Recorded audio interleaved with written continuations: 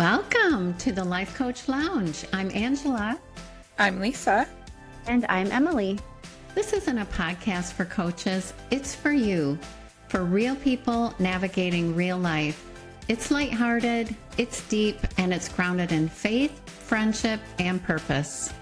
And once a month, you can join us in our virtual Life Coach Lounge on Zoom. So pull up a seat. The Life Coach Lounge is open. Hi, friends. Welcome back to the Life Coach Lounge. I'm here with Lisa and Emily, and we thought it would be a good time to talk about avoiding overwhelm when life gets kind of overwhelming.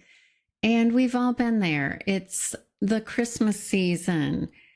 And have you girls heard this new term, Mayvember, I think is how they say it. It's basically like December, except in May.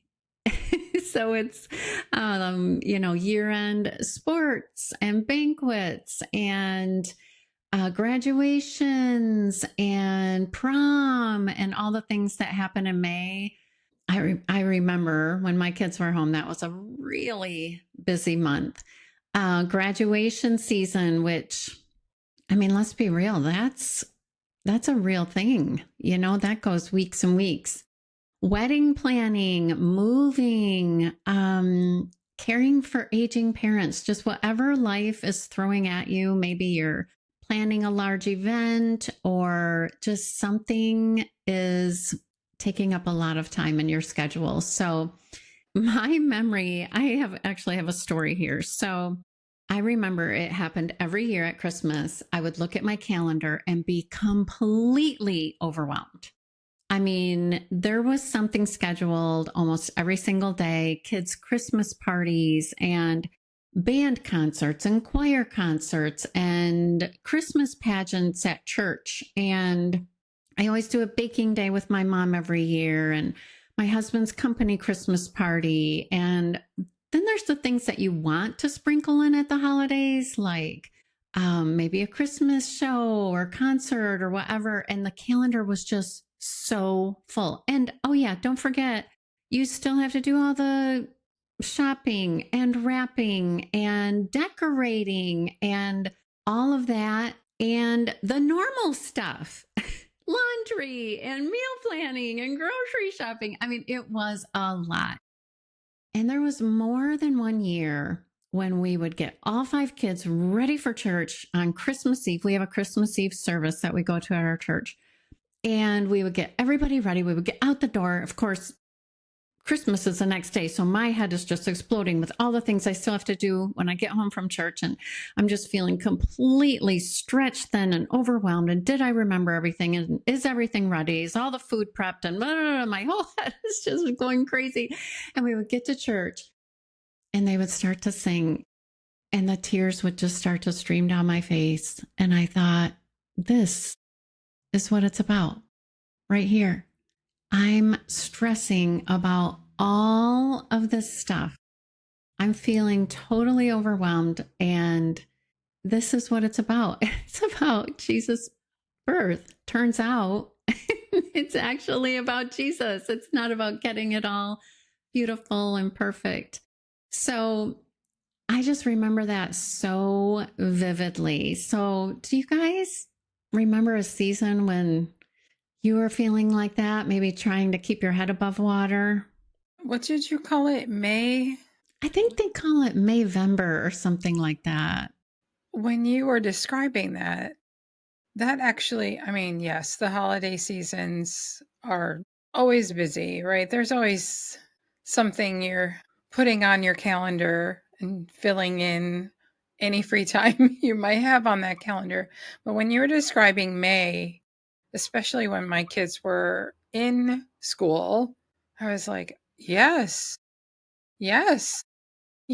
like all of what you were saying. Yeah, May is definitely a time of the year that I don't think is talked about as much. And no, I had not heard that terminology, but it makes perfect sense to me the way you described it. Yeah, and in Michigan in May, we have to start mowing the lawn again. We want to plant flowers in the yard. Like there's all these spring outdoor, pruning and planting and getting ready. And it's a busy month. So, how about you, Emily? What comes up for you? Well, I've talked about this before, but with my daughter getting married this past spring, and well, they got married in the summer. They got engaged in the spring and got married in the summer. And even though it was a small, intimate ceremony and we kept everything very, very simple, there were still a lot of details, a lot of timing, and it was in a different state. So, planning a wedding from far away just added some extra stress. And like you said, any of these things that you talked about, Christmas, graduations, wedding planning, moving, it's this big thing on top of already a busy life, or not even a busy life, but a constantly needing to keep up with life. Normal everyday work, eating, shopping, cleaning, taking care of the people in your life. And you add an event on top of that. And so, of course, it can feel overwhelming and it can feel like you said, like you're drowning, like you just can't get a breath. And for me, my brain is not always working very well when I have all of that going on. And you feel like you don't have a chance to catch your breath because there's a timeline. Yeah. Right. Yeah, totally relatable. Definitely. Yeah. And I was just thinking too about people that have like a medical issue. I mean, we have a family member right now going through cancer treatments, and that is their whole life. And she said to me, I can't even think about meal planning. She said, and she loves to cook. And she said, it comes dinner time and I don't even know. Like her brain has just turned off that part. She's so focused on helping and what time to take the pills and what time to do this and doctor appointments and juggling all the things. So there's a lot of seasons when we go through times like this. So, overwhelm. How would you explain overwhelm? I mean, you're my coach friend. So, is it physical? Is it mental? Is it both? If I came to you as a client and said, I am feeling so overwhelmed, what would you think? So one of our coach friends, Carson, shout out to Carson, who we did coach certification with. I remember her explaining overwhelm, and it has stuck with me ever since. She said overwhelm is basically just unmanaged thoughts and or feelings. And that really stuck with me. It is. It's just all of these thoughts or all of these feelings, emotions that seem to be tangled up and very unmanaged. So, if I can find a way to stop long enough to manage all the things going on in my brain, in my body, however I'm feeling, then you can start to see a little bit more clearly. For me, overwhelm, well, I already said I just can't seem to think straight. If I'm getting confused or overwhelmed with something basic like meal planning, like you said, it's time to stop and pay attention. Why is this so difficult? And yeah, I think in my body, I think it just shows up as tired, probably cranky. I don't know. You can ask my family, probably a little bit of crankiness, where you just want to escape because everything in front of you feels, well, overwhelming, too much. That's another way to put it, I think. When life feels like too much, I would say Yeah. that's a sign that there's some overwhelm. What about you, Lisa? I do remember Carson saying that. And to me, overwhelm, so with all those emotions and thoughts, it's a feeling of being stuck, like you're not in control. And so then from that, more often than not, fear will set in. And a lot of times, if I don't hear a client say, I'm just so overwhelmed, what I hear them say is, I'm so stressed out. And what's difficult for them often initially is to define that. What does stressed out like? Define stressed out. It's not often easy for them to define, which goes back to what you said, Emily, because everything's not, it's unmanaged, right? Those unmanaged thoughts and emotions, or feeling like you're stuck in fight or flight, and you're stuck. You're not sure, do I go this way? You're like the Scarecrow in the Wizard of Oz. I don't know. I could go this way, or I could go this way. I don't know what to do first. So to me, that's kind of where overwhelm kind of lands when I think about clients that I've worked with. What was the second part of your question? Where do you feel it in your body? I usually feel it in my gut, is where I typically feel overwhelmed. And what I notice is not happening in those times is like your basic needs. Like, I'm likely not drinking enough water that day. I probably haven't maybe eaten enough protein for sure. Like, I'm not taking care of my basic needs typically when I'm in an active state of overwhelm. It's interesting you say that because I heard another coach say as soon as her client says, I'm overwhelmed, her next question is, what needs tending to? So it could be a lack of sleep. It could be, like you said, water or nourishment. She always said that's her first question. So I thought that was really good. We moved 2 months ago. And at one point I looked at Jim and I said, I feel like I have ADD. Like I start something and don't finish it, start something else and don't finish it. And I have all these like half done projects. I'm doing this and then I'm moving here, doing this, doing this, doing this, doing this. His response, he looked at me and he goes, it's exhausting, isn't it? And I'm like, yeah, how do you live like this? This is not okay. So I think almost like popcorning, my brain just starts to just popcorn everywhere when I start to feel overwhelmed. So, how do you calm down? How do you come out of that? How do you manage your mind when you are feeling overwhelmed?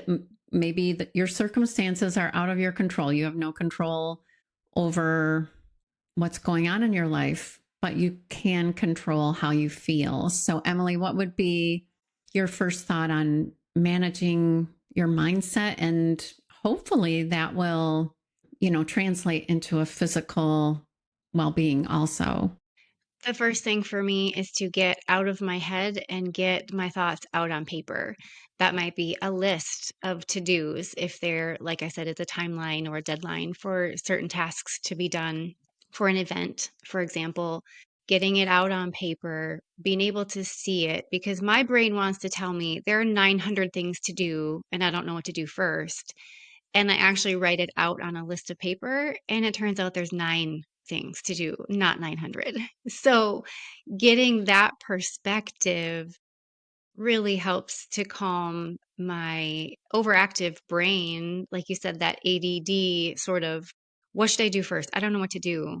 The fog that I find myself in kind of clears the fog a little bit so I can see clearly, okay, these are the things that need to be done.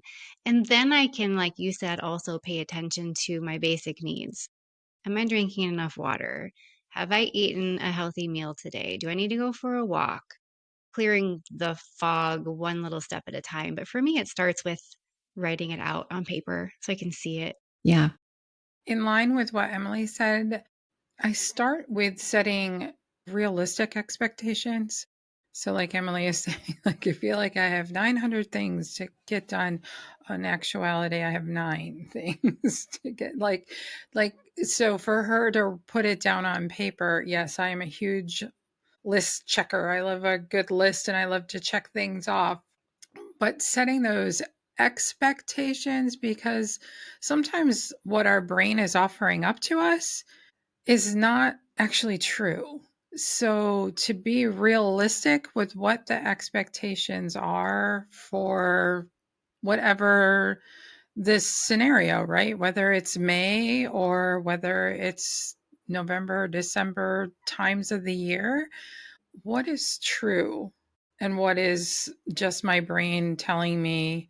And like, where can I delegate? Because oftentimes we feel like all those 900 things we have to get done, and then we find out that it's really 9, is because, well, actually, there's probably a 5. I could probably give 4 of those away. So, Yeah, definitely for me would be setting realistic expectations. And at the same time, personally, something that I continue to work on is avoiding that comparison trap, and embracing my own imperfections. So, what I mean by that is when you were talking about things happening in May.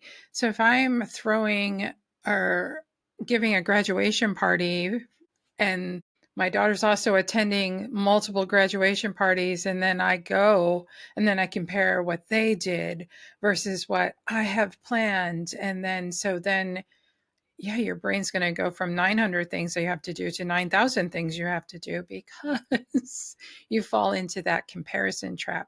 And I think that can happen for any time of the year, but I think that comparison falls into that realistic set of expectations for yourself. What is really true?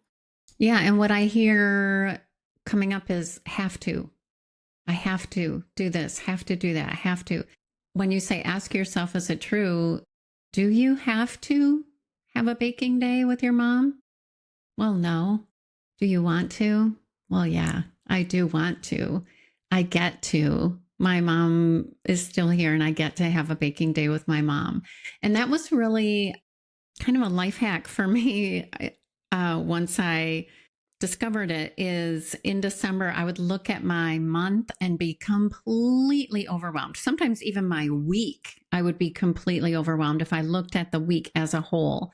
But what I started to do during those busy seasons was just look at today. So, what do I need to do today? Because when you look at just today, there's really only one or two things. But when you look at the whole month, every single day has something on it. So it feels like life is crazy busy and overwhelming. But today I get to bake cookies with my mom and then go to a Christmas concert tonight with my kids. That sounds really doable and actually really great. It sounds like a great day. But when it's a have to, you're not enjoying it. You're mentally not even there. You're just thinking about what's next, what's next, which plays Lisa into your, is it a life mantra yet? Or is it just something you've adopted recently? The be where your feet are. It's becoming more of my life mantra. I mean, It's so good. it's a life hack that actually works. And listening to you talk is what all of us have been on repeat in our coaching certification, and I'm sure in coaching our clients, is be transformed, right? Be transformed by the renewing of your mind. So you're changing the phrase to I get to instead of I have to is a great example of that. Turns out you actually have full agency over that laundry list of things to do. Yeah. And what would all three of us give to relive one of those months now that our kids are grown? Right. Oh, yeah. Please bring that back.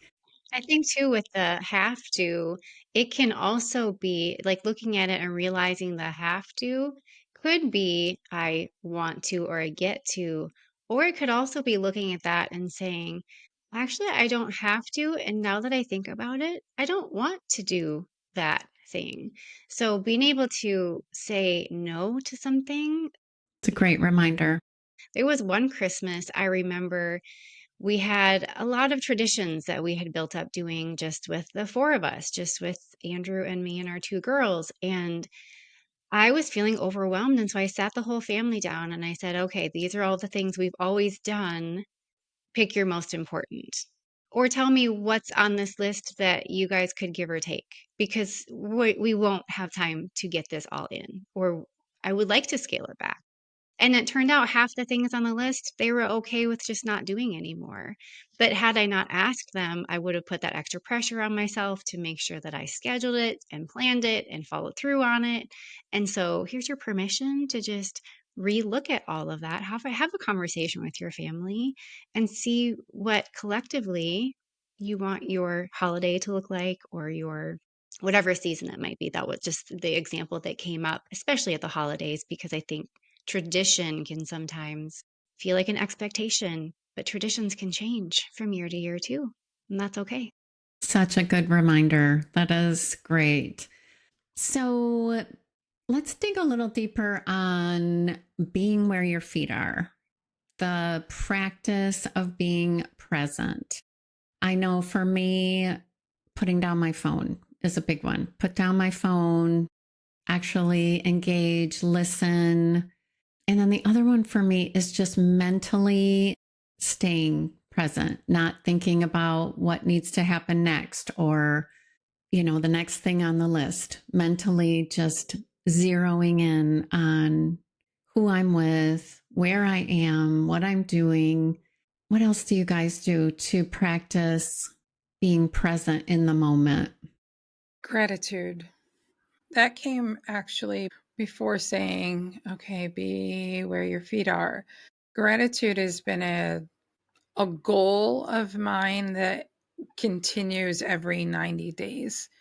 And it is the beauty of not only being present, but really finding the joy in the smallest of things. Sometimes when I say things to other people, they'll be like, yeah, okay, I don't really think the color of that really matters all that much. And I'm like, but it's so beautiful, don't you think? Like just having gratitude for the smallest things, like our one of our biggest life coaches and mentors has a book on all the pretty things, like the fact that she just literally sees miracles wherever she is in her day-to-day life. I'm not quite there, but just finding the gratitude in your basic everyday life, it's pretty eye-opening and self-regulating when your nervous system is kind of wonky. I love that. I was thinking having eyes of wonder, like looking and being just in awe and in curious and There's somebody that I follow. So his name is Carlos Whitaker. And he, right now, this time of year, he actually is selling shirts and merch that say wonder on it. And for him, it's about what you said, like putting your phone down, like being curious, having communication, connecting with others. And one of the things he said recently is we do tend to lack wonder in 2025. We do tend to have instant gratification where if any of three of us or any of our listeners are like, I wonder about fill in the blank, then we can just pull up our screens and ask the question. And so, because he's closer to my age, he's like, remember, like, when you were an adolescent, like, I wonder what fill in the blank, a celebrity was going to do, or if she had her baby, or we didn't know. We had to wait for like the magazine to come out, or maybe it would hit the news or something like you. We wondered about the answers to those questions. So I love that, Emily, 'cause yes, I think we could all wonder and be curious a little more. I love that. I think I need to think about that more. That's so good. Yeah, where can I have more wonder in my life? I know it's available to me. I have to think about that. That's so good to think about. Good journaling prompt, Lisa. I love that. So let's give maybe some practical tips for busy seasons. So, a couple things that come up for me are use paper plates.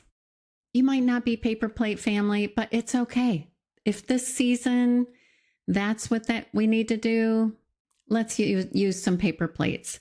Or maybe we need to have our groceries delivered instead of going to the store, just to take one thing off the list.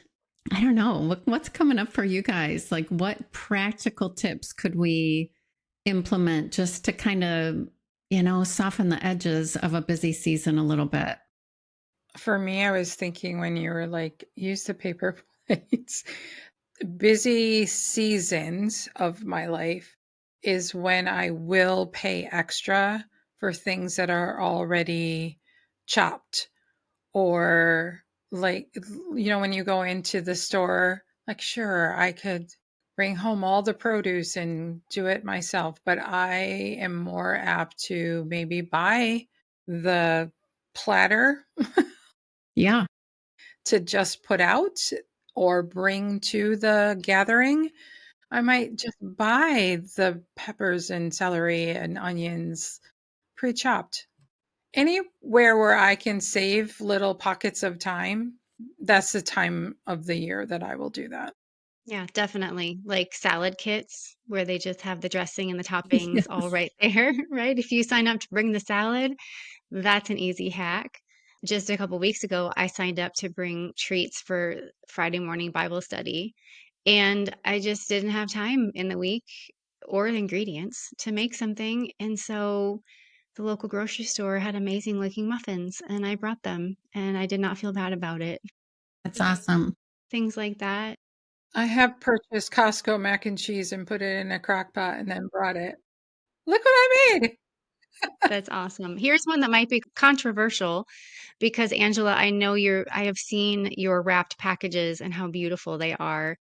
But I would even go so far as to say skip the wrapping and just buy a bag and some tissue paper when you're wrapping your gifts. Is that okay? It's okay. Yeah.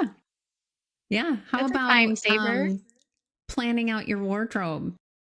Maybe if you have time on Sunday afternoon, just plan out what you're going to wear for every event throughout the week. Or even if it's not a holiday season, it can be just make sure everything is clean and ready and set aside, and you don't have to think about what to put on.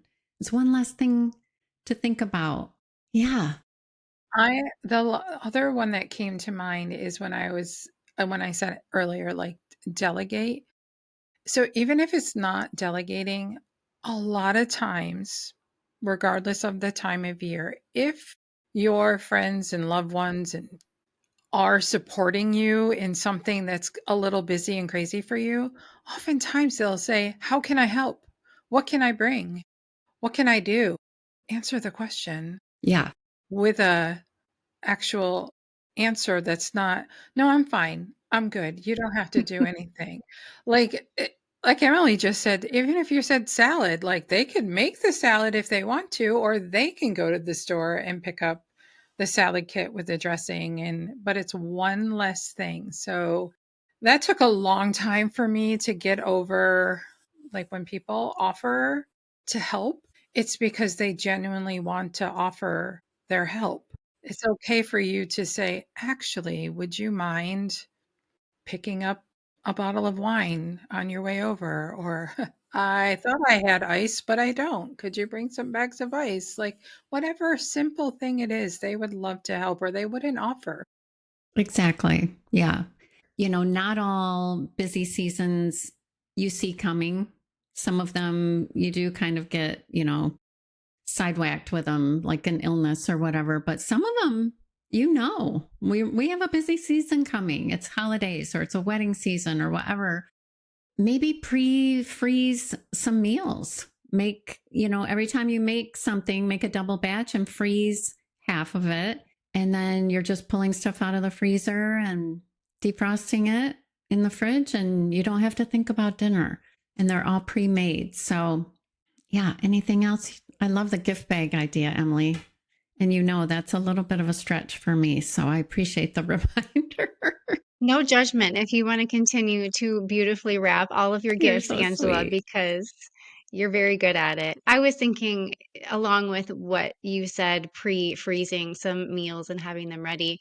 I remember when one of our daughters was in volleyball and track, and there would be away games a couple times a week. And so family dinner just really didn't even happen. And so planning that out on like a Saturday or a Sunday, maybe even pre-cooking shredded chicken or shredded pork, something that was you could take along, or that the people at home, maybe if we didn't all go to the game, planning ahead if you can, knowing that there's a busy season, knowing that you'll be gone, 4 out of 5 weeknights that week. Planning ahead for that can be a huge time saver and budget saver because nobody wants to eat out 4 times a week if you don't have to. Yes. And have you ever come home from a really busy night or a ball game or whatever, and there's your dinner in the crock pot, and you just feel like super mom right in that moment? Like, take the lid off and serve dinner. It's like, yes, you set your future self up for success big time. Yes. Okay, ladies, good talk. And just want to remind our friends that if you are in a season of overwhelm, we are here for you. If you want to chat one on one, please reach out to one of us and let's talk. Let's take your thoughts and put them on paper and look at them together. We want to walk alongside you. Thank you for joining us in the Life Coach Lounge. We really love all of our listeners, and we love it when you text us or DM us or message us on Facebook and tell us that you're enjoying the show. It really makes us feel so good. It makes us happy. Follow us on Instagram at the Life Coach Lounge, or we also have a Facebook group at the Life Coach Lounge. So join the Facebook group because we have some fun things coming up in there. We release new episodes of the podcast every Tuesday. You can find us on all the platforms wherever you watch. And please rate and review because it really boosts the podcast for other people to listen and be able to find us. So until next time, we are all on this adventure together, and hopefully something resonated with you today where you were like, oh yeah, been there. That was a hard season, but we made it. We're here. We're moving forward together. So girls, thanks for joining me today in the lounge. I will see you later in the Marcos.